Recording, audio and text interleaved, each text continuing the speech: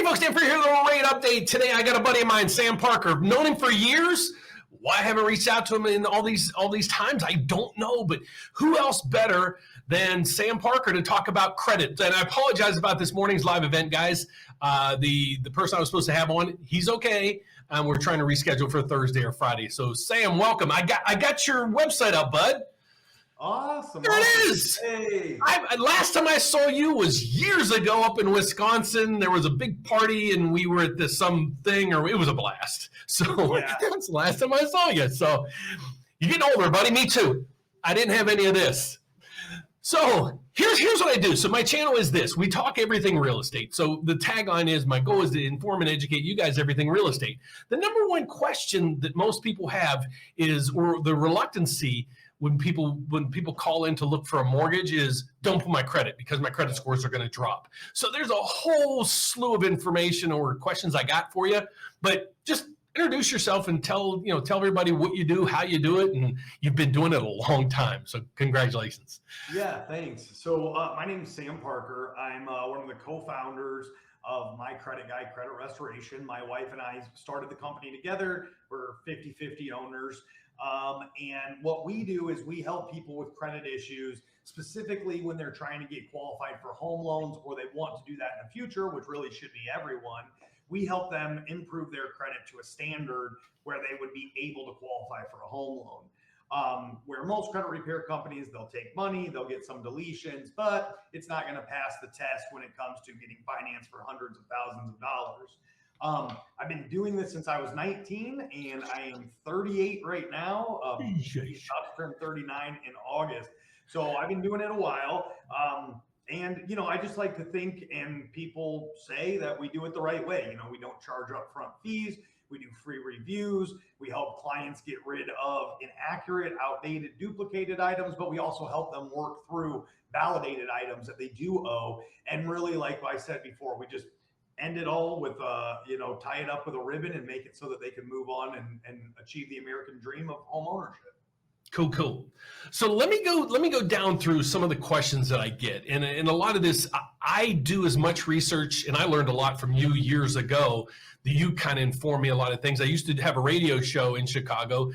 Sam joined me there. He was even a sponsor of the show. So thanks for doing that back. Heck, that was 10, 15 years ago. Probably, yeah. So, all right, I'll start off by this. The first thing, what's a good credit score? I mean, that's the number one question I always get. And people strive for an 800. They do. I would say good is 700, 720, and in this day and age. I mean, if I was 10 years younger, I would say a 660, 680 is a good score. And It really is relative. When I look at like what's a good and a great score, I look at, what can get a mortgage done for you. Yeah. And really, I mean, if you're at a 720 or over, there's going to be very few times that you would need more than that to get the best pricing. And so, once you get up into those mid 700s, everything above that is really just bragging rights. Plus, you have to have had some accounts open for a long time. So there's some stuff that it's like, you're not going to get that until you've had an account open for 10 years anyway, that, that elusive 850, you're going to have some credit history built up. Yeah. What about all those the YouTube things that say, increase your credit score 100 points in, 3 days? Yeah. I mean, everything that sounds too good to be true with credit, I promise, is not only too good to be true, but probably considered fraudulent by a bank. And again, the reason that's important is there's ways for banks, finance companies, mortgage companies to kind of track back, what is this? Where did it come from? How is this possible, sort of things?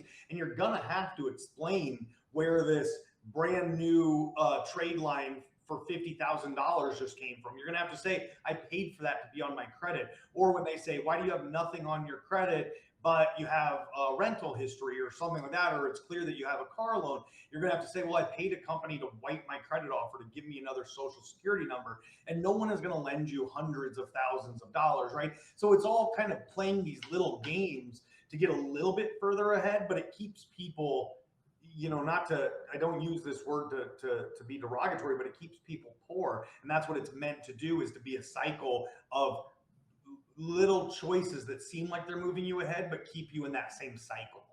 Got it. Good, good, good. I actually got a sheet right here. I just Googled the top 10 questions. I'm going to ask them to you. Let's go. The second one, it's a question. What's the difference between a credit score and a credit report? Now, this is Google's top 9 most common questions. Sure. So a credit report, like you could look at a credit report and not see your credit score, like if you go to annualcreditreport.com, okay? And that would be like the summary of, sorry, not the summary, the detailed view of the individual items and what you're doing with them. But what they're not going to do, so it's kind of like seeing the algorithm without everything behind the equal sign. So you're seeing the A plus B plus C plus D. That's your credit report, all the information. And then so that's the equation. And then the answer or the final answer is your credit score. So all of those items go into an algorithm that then push out your credit score, right?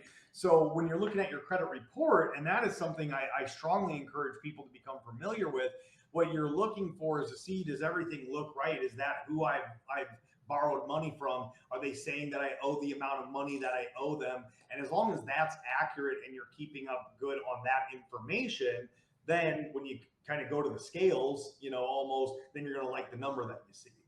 So I did a video. You actually taught me this years ago, where paying off collections was a bad thing. Yeah. And I didn't realize, and you were the one that told me or taught me how, it doesn't matter if it's $1 or 10,000, it still reports as a collection, and don't pay it off because it'll refresh and all the other stuff. So what's the easiest way for people to, let me start out. You want to get a better credit score. What's the first thing that you would do to start down that path? You got bad credit, or it needs some repairs. What would be the first step that you would take? Yeah, so number one, I would stop the bleeding. You stop the bleeding by making sure that no new collections, no new late pays hit the credit, because a brand new collection or late pay has way more weight than one from 3 or 5 years ago, because they've aged, right? And so number one, it's 2022, get every account. If you can't trust yourself to make your payments, and a lot of even people that are fairly good with finances, I'm good with finances because I set everything on auto pay and I don't even have to think about it, okay? So number one, stop the bleeding and then pay attention to it, meaning get everything on auto pay so that you don't have to worry about it. And then once a month, at least you're going to look back at your credit report as you refresh it on a monthly basis and see, does anything say past due? There's a lot of people that'll come to me and be like, oh my God, I was only a few days late and it hit my credit. And I just nicely have to say, well, I have sympathy for you. I'm going to help you here. But that's not true. You were 30 plus days late. You weren't 1 or 2 days late, right? And so as long as you have things on auto pay, you take a glance at your credit report at least once every 30 days, you're going to catch something before it gets added, right? Let me ask you a question there. So how do you get access to your credit report every 30 days without, is there a lot of fees involved? Is it a hard credit pull? Kind of explain how you can check your credit scores every 30 days or so. Yeah, so there's ones that you pay for, and then there's ones that you don't. When you don't pay for something, when you don't pay for a product, you are the product, okay? So if you go to a freecreditreport.com, if you go to creditkarma.com, you have to know that while you're clicking through that small print and setting up your account, what that small print says is we're going to give your information to anybody that we choose to pay, that'll pay us enough for it, right? And so you have to understand what you're setting yourself up for.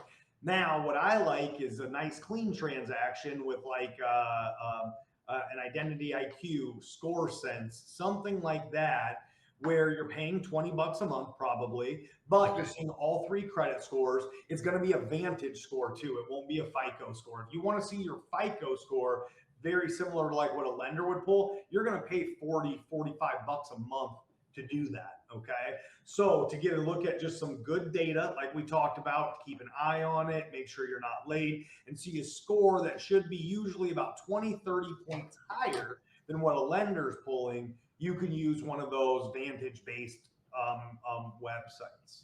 Okay, explain Vantage versus, you said FICO.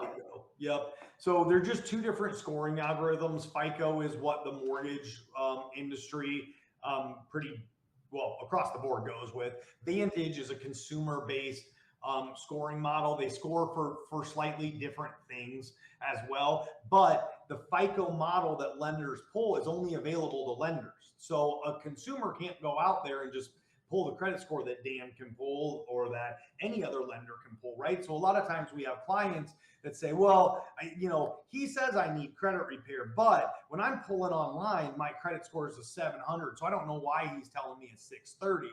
And then we have to be the ones to kind of explain to them, listen, these are two different scoring models. One of them's used for like credit cards and, and stuff like that, like personal finance stuff. And one of them's used by a mortgage company. It's just different, right? And even within FICO, they have dozens and actually hundreds of different scoring models to account for different things. There's just a few that are widely used.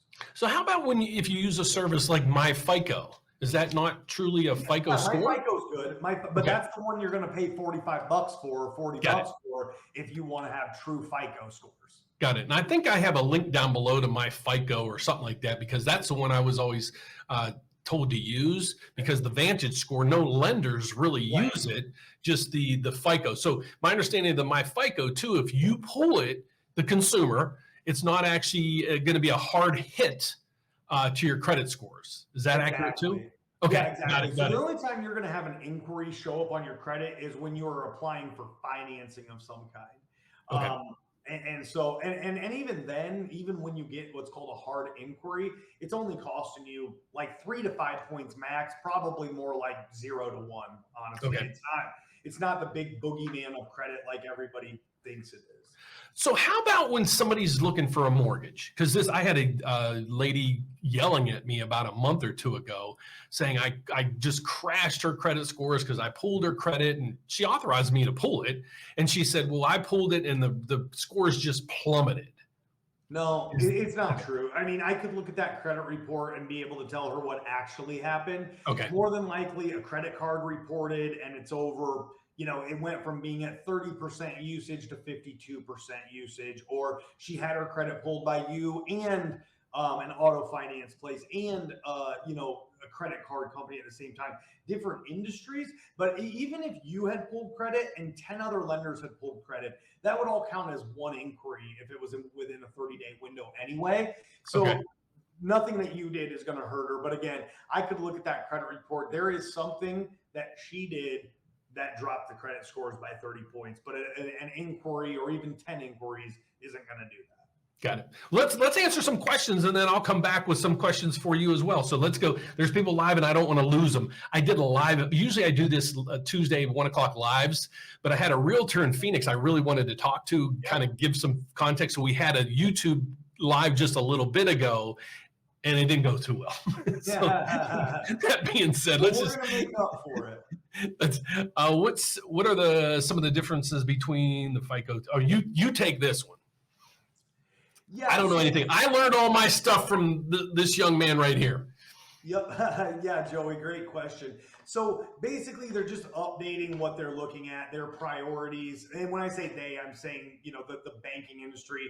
FICO is supposed to be an independent scoring model, but that model is watching out for the banks. So what they've done more recently is kind of accounted for more like real world situations, shading more points towards credit cards, and where it used to be very mortgage dominant, it was your installment loans, and that's just not necessarily the real world anymore. So there's just some of the things that have been accounted for. And then updates too that are coming to the scoring model is that as of July 1st, 2022, medical collections, if they are zeroed out, those are supposed to be dropped off the credit bureaus across the board. And as of July 1st, 2023, any medicals under 500 should drop off the credit bureaus across. It's crazy how many collections I can't imagine what you see. I'll see like dental collections for like $30. Yep, exactly. It's silly. So, but yeah, Joey, great question. It's just that they key in on different factors because different models are basically protecting different entities' money for different reasons. Got it. Cool. Next one. How about your score, your FICO score from Wells Fargo banking institution? You would just have to check what FICO model it is. Usually if it's a free FICO though, they're giving you some version that is not going to be, I mean, really, unless a mortgage lender pulls your credit, that is who has access to that mortgage FICO. Otherwise, you're probably seeing some sort of consumer version of FICO, which is still really great data. Again, what I want people to really focus on is the data. Learn to read your credit report, right? I mean, if you know, if you're keeping a food journal and you know what you're eating, and you step on a scale that you know has low batteries and it's not giving you an accurate number, you still know that you're being healthy, right? And so that's really what you're doing is you're keeping a food journal, you're starting to pay attention, you're learning to read your credit report. And as long as that's all good, I think that you're almost always going to be very pleasantly surprised when a lender pulls your credit. All right, next one I got is what factors affect your credit score? Yeah, so there's 5 different sections of the credit scoring algorithm. 35% is going to be your pay history. Do you pay your bills on time? That's where late pays, collections, charge off, things like that come into play. And if you don't pay, then how far did you let it go? Okay, that's kind of what that measures. 30% of your credit score is made up from credit usage, which really is the credit card section of the scoring algorithm, because like installment loans, which are mortgage, student loans, car loans, those the risk has already been mitigated before the money has been given, right? And so they've looked at your finances and said, oh, great, you can afford this car at $297 for 5 years, right? So that's going to show up as like a maxed out account as soon as you open it up. And the algorithm's cool with that because it's an installment account. If you look on your credit report, it'll say I or installment. But the revolving accounts is where they're really looking to see what you'll do when given some, you know, some freedom, really some money. And I think they really use that to see, you know, what are you going to do when we give you hundreds of thousands of dollars? So the credit card section, you want to keep your credit cards below 50%. In most situations, I know people use them to rack up points and everything, but if you go over 50%, you're going to start losing points. In a good world, you're keeping them below 30%. And in a perfect world, you're floating right between 5 and 10% so that you're maxing out the algorithm. You're not showing $0 usage, but you're also not showing that you're using it too much. Okay? What do you mean by 50% and 30%? You're sorry. So like if you have $1,000 credit card and you cross over $500, that sends up like a red flag to the scoring algorithm that says this person is overutilizing the credit that they've been extended. They must not have much cash. Something's going wrong, right? So they'll start penalizing you with your credit scores. So you want to keep your credit cards below 50% of the limit, and then 30%, and then in a perfect world between 5 and 10%. So if you're my credit coaching student, then what I'm having you do is go out and put a tank of gas, maybe half a tank these days, but Really? a tank of gas, maybe some groceries, and then you pay it down to 50% the next month, and then you pay it down to $5 the next month, and then you use it again. And you just stay on that 3-month rotation, and you keep it on auto pay, just to make sure that you never miss it, and you're in really good situation. Well, how about I know you helped one of my clients. This was years ago, and you analyzed it, and they had a whole bunch of credit cards that had like a $200 max credit because they got credit when they were like kids, and they just applied for what they could get. And every credit card they had like a $200 max limit. Yep. And you did. Well, I don't remember specifically, but there's a few things that I would have them do. I would have them call and try to up their limits on everything. That's what you did, yeah. Yeah, and that's something that you can do today and end up with a much higher credit score tomorrow with spending $0. Because if I have $1,000 credit limit, right? So a $1,000 credit card, and I'm at 50%, 500, right? And I call up and I get my credit line doubled to 2,000. I just went from 50% to under that 30% to 25% just with a phone call, and I didn't have to pay any money. And so, yeah, Dan, that's one of those things where it's like when you're looking at it kind of from the 500-foot view, it's, yeah, we could go after the negatives, but there's also a few things that clients can do themselves that can really jump credit scores up right away. Elaborate on that part, if you would. What are some simple things that you can do? Now, a quick question before I go on that one is, so I call Sears. I don't even know if Sears is around anymore. And my credit limit's 200 and I want 1,000. Do they have to repull my credit to check and see if they'll give me 1,000? And so am I shooting myself in the foot? I'll pick up some points, but I'm going to lose it for the pool? Yeah, I mean, they will a lot of times run a hard inquiry when you ask them to do that, but it just depends on the company. Some of them run a hard inquiry. Some of them run basically like a soft pull, the equivalent of like a mortgage soft pull, and they can just see. And some of them only check your income too. It just depends on the credit card and if you have a pre-existing relationship with them, right? But let's say that it did cost you a couple points, still well worth it. You still want to try, every 6 months, once a year, you want to try to up those credit limits. And if it costs you 3 points, you'll get them back when you make a payment this next month, but you're not going to kill yourself by trying to do that. So how about, the two things popped in my head. I'm going to become an authorized user on mom's card that she's had for years and never missed a payment. That's one question I got for you. And the second one, you hear all these companies now that will add a credit card account to your account and show a good history. I don't get that part of it. I'm sure you know what I'm talking about. Yeah. So how about an authorized user and then buying a credit score, however that works? Yeah, so they're similar things, okay? So an authorized user is when, let's say that I have a credit card that's been open for the last 10 years and my wife isn't on it. I can call the company up and I can say, hey, add my wife, here's her date of birth, here's her social, and I want it on her credit report too, right? And they will send me out a card, and then on her credit report this next month, she's going to get credit for the last 10 years of payment history that I've made on this account. Now you can do it. I mean, the technical answer is you can add anyone as an authorized user. The weirdest thing is they don't even have to know about it. As long as you have their information, and I'm not saying to do that. Don't do that. Yeah, don't do that. It's one of those weird things that it's just still a little funky, like the rules around it.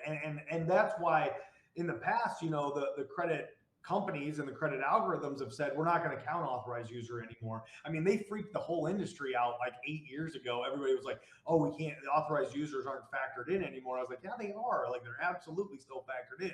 So you can add someone.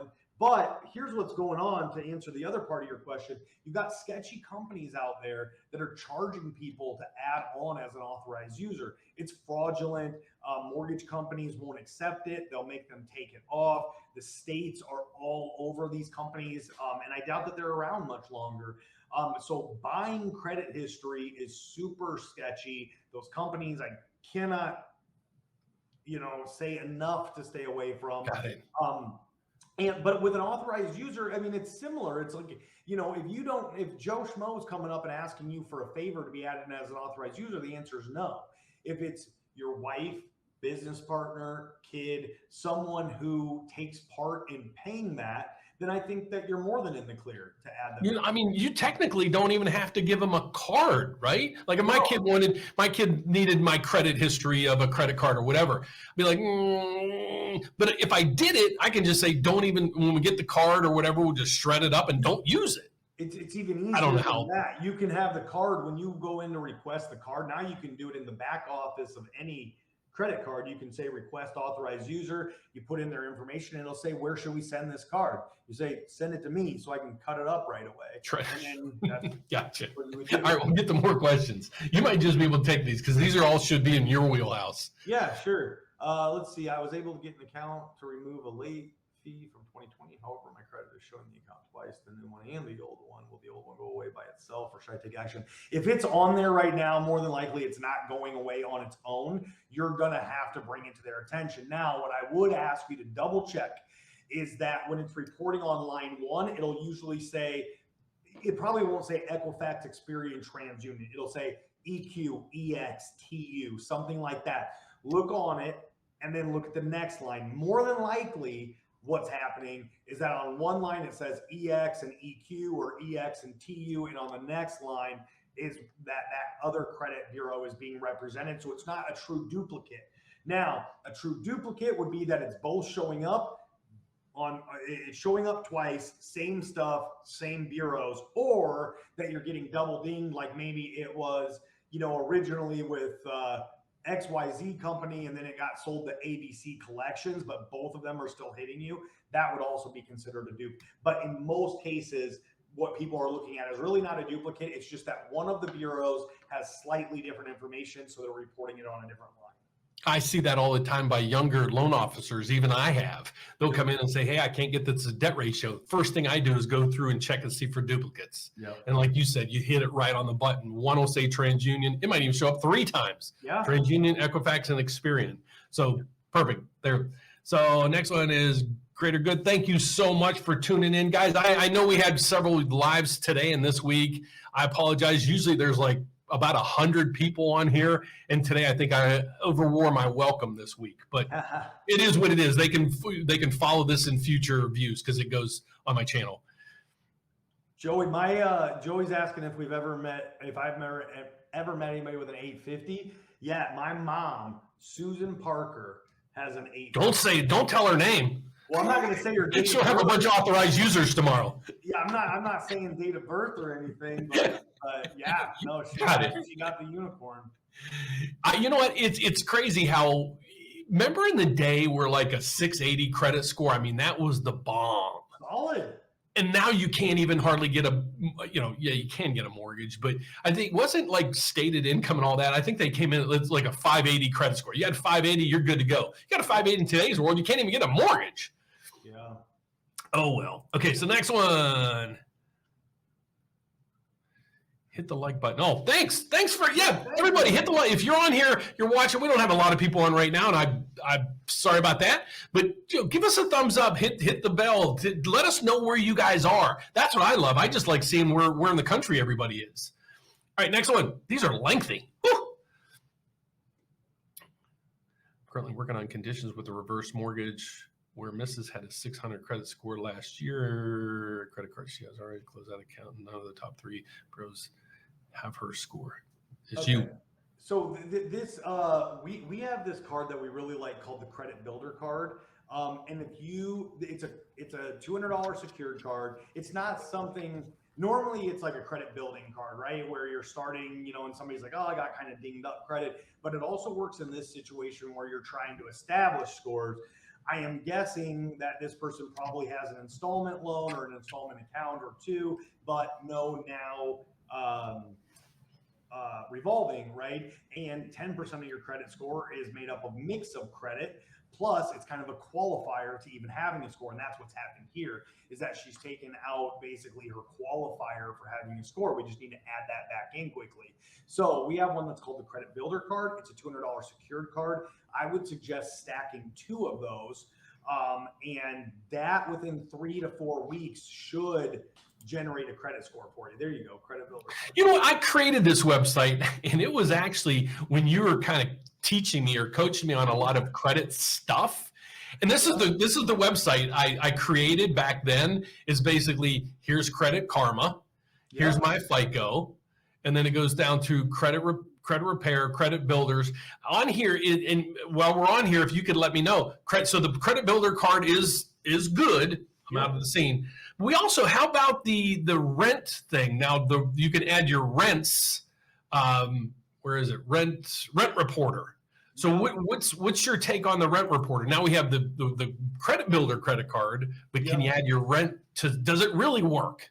Yeah, I have not been presented with a compelling case from a rental reporting company yet where it works, right? Like, okay, and I've tested it out even recently, and I'm not saying it doesn't work. So any rental reporting companies, get a hold of me, show me how it works, because so far all I try to do here is give the people the facts. Yes, I love the transparency. I would say to focus your money, if you were gonna, from what I have seen in my tens of thousands Dude, of books at these. You're the CEO. It's as high as it goes. Yeah, I would spend my money establishing credit cards. I have not, number one, I've seen several, almost all times where rent was added or utilities were added where no impact happened on the credit.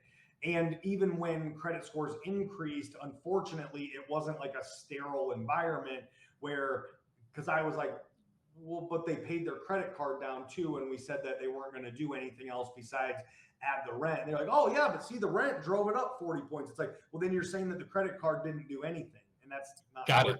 You know, so I would focus my money. Sorry, my camera keeps not focusing here, but yeah, I would focus my money on establishing new positive trade lines. Got it. Cool. Next one is question on credit card authorization user. Would adding multiple people to my credit card affect my credit score? Nope. So as long as you don't give them their card, only your behavior is going to impact your scores, right? Now, if you give them a credit card and they use it and rack it up and don't pay it, or you can't afford to pay it, that'll absolutely impact your credit score. But like, you could have, just to be ridiculous, you could have 10 people on your credit card as an authorized user, and that's not going to negatively impact you at all, not even a little bit. Good call. And that might be it there. Okay, I'll go back to my questions. If you guys can think of questions as we're talking, just let me know, because this is, I even learned stuff from Sam, and that's why just yesterday I'm thinking credit, and then you popped in. I keep getting your emails, and I'm like, why haven't I called Sam? So awesome. How often is my credit score updated? Yeah, so the answer is constantly, and the answer is also once a month. Okay, so new data can be submitted to the bureaus from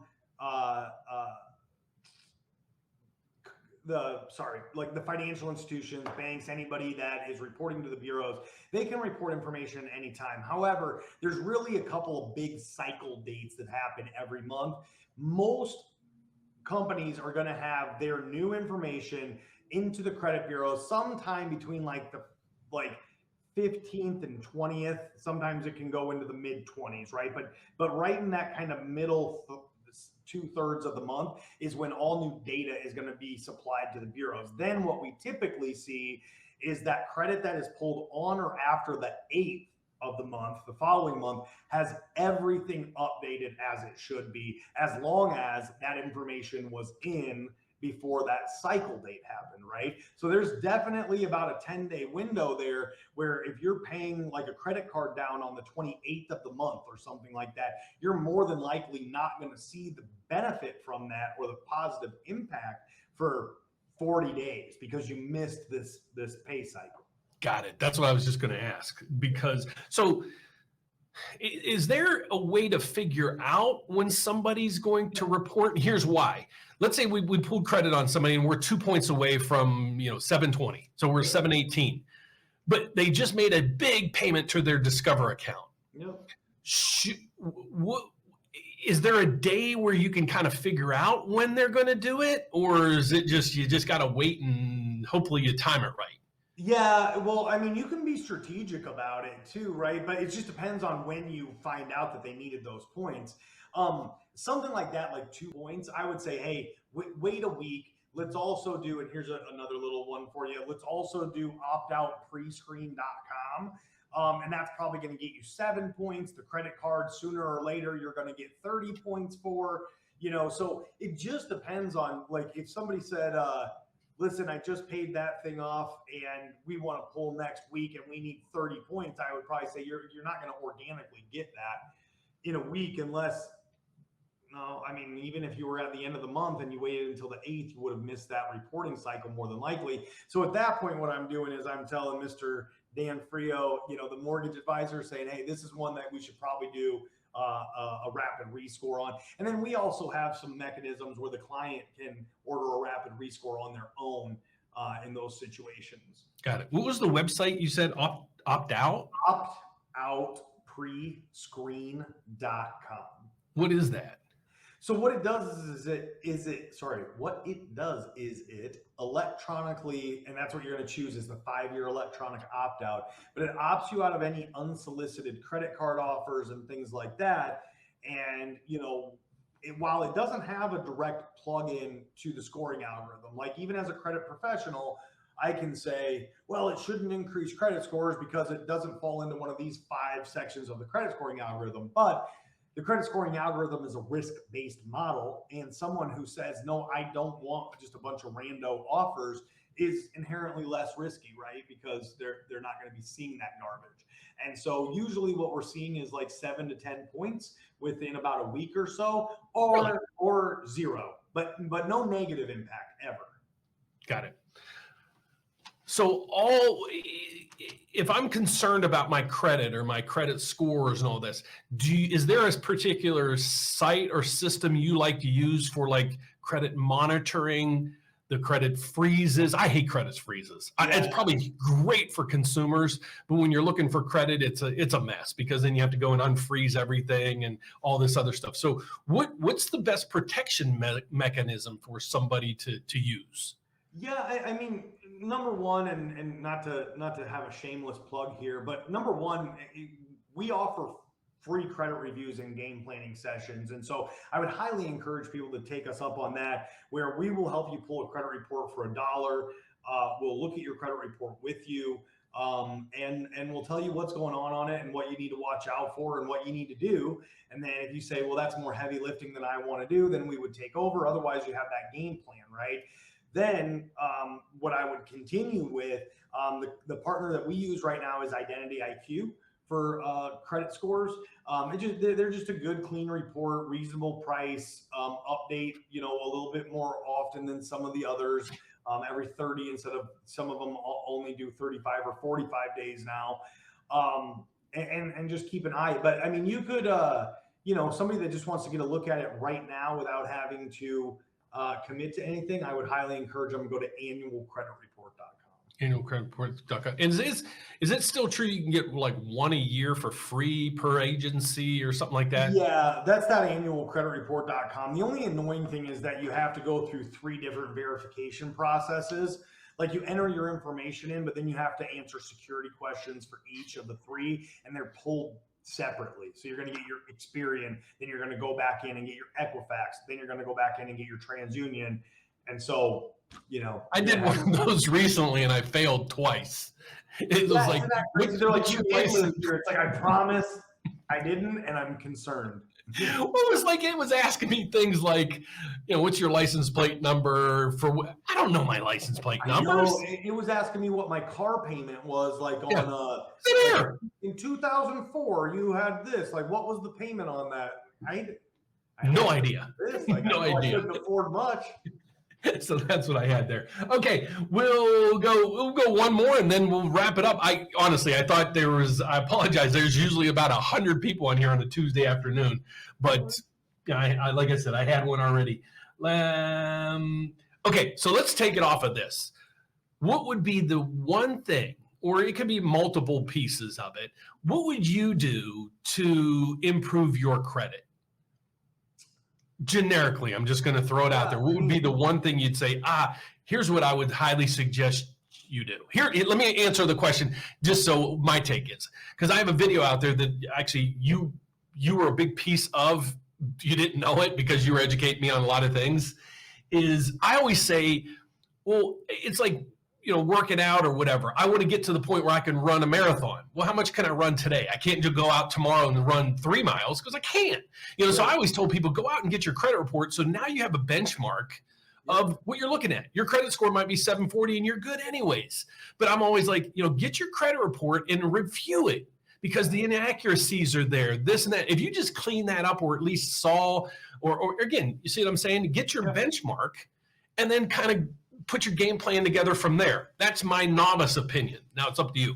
Yeah, exactly. I mean, you got to know what you're working with. And a lot of people are like, man, I don't even want to look. Yeah, you do. You really do. Right. Like, just so that just so that you can start to figure out what you're going to do with it. Right. And so number one, look at your credit report.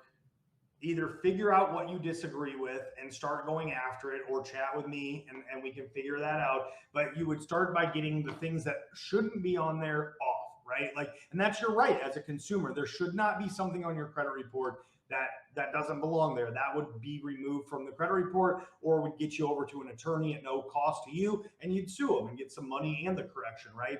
After that, you got to look at the things that you can control, and then the strategy around it, the money that you do make and how it can be applied, right?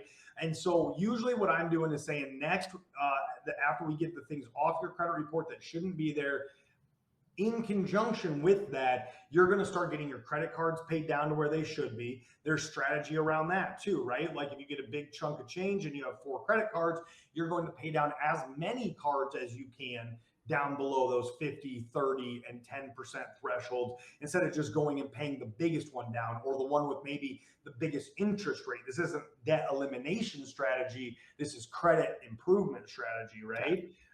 So I would get the things off there that shouldn't be there. I would look at my credit cards. Then what I would do after credit cards is I would start pooling money up to satisfy any of those remaining debts. I would get on the horn one way or the other with the collection companies, do negotiations, get those things taken care of. And usually 4 to 6 months later, a client with us is popping out, not after a long time, and not worrying about these things anymore. So it's like, first things first, stop the bleeding. As I was saying before, it's 2022. Set everything up on auto pay. There's no need to miss a payment ever. And it's the littlest, dumbest ones that are going to get you. And missing a $25 minimum payment will hurt you the same, almost in most cases, as missing like a mortgage payment. It's not going to be a huge difference. There is no such thing as a little late pay. So I would automate as much as you can, and then dive in and start to realize that credit really is power. It's the ability to borrow someone else's money at really low interest rates, while you can take either the profits from that or your cash and turn it into more money at a higher yield. It's the perfect vehicle for the average Joe. I'll end it with this. What do you do about collections? Because everybody has, believe it or not, if you don't think you have one, go pull your credit. You might be surprised that you have a $25 dental bill that's in collections. So you find that, what do you do? Yep. So if it's medical, just pay it off. And you don't hate it, pay it off, or call them up and settle for less than the full amount, but get it to zero. Because as of July, those should have come off the credit report. Let's talk about things that aren't medical, okay? And even medicals, okay? Because until they're paid, they're not coming off the credit report.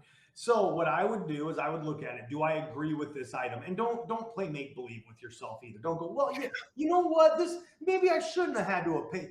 That's not going to get you anywhere, and it's definitely not going to get you into a home, right? You got to change your mentality.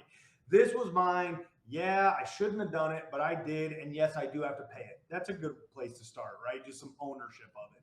So do you disagree with it? And if you disagree with it, then you got to get it off the credit report. But if you do agree with it, then it's time to make that call, right? And so get the settlement if you can. What we would do is we would challenge it, make them prove that what they're reporting is 100% correct, or ask them for a debt validation where they have to prove that it's correct. Once they do, we have no problem negotiating with them. But at that point, what we're going for is a settlement for deletion, right? And that's where you pay them less money and also get it removed from the credit report. If they won't do that, then what you want to get is a pay for deletion, where you're willing to pay the full amount, but get it deleted. Next best would be that they say, we're not deleting it. Get that out of your head. We're not deleting it for you. You got to understand that no matter what, you're going to take a little bit of a ding in credit initially, but that you're going to plow the way for underwriting, because they don't want to see this thing on your credit report.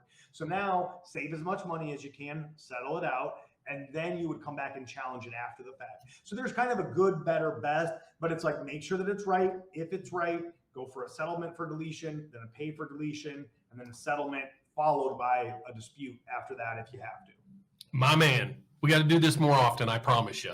Because I even have tons of questions for you that I can't answer right now. So we've been doing it for 45 minutes. I'll leave it at that. We don't have any consumer questions. Maybe next Tuesday or the following Tuesday I can have you back on. Check your schedule. I'll email you and give you a jingle. See if we can do that. Then I can help promote this a little bit more than yesterday. I reached out to you yesterday and was like, hey, can you be on tomorrow? And I was like, you popped in my head and I'm like, man, why don't I have him on here? So here is, let's go back to Sam. I'm going to give you his website here.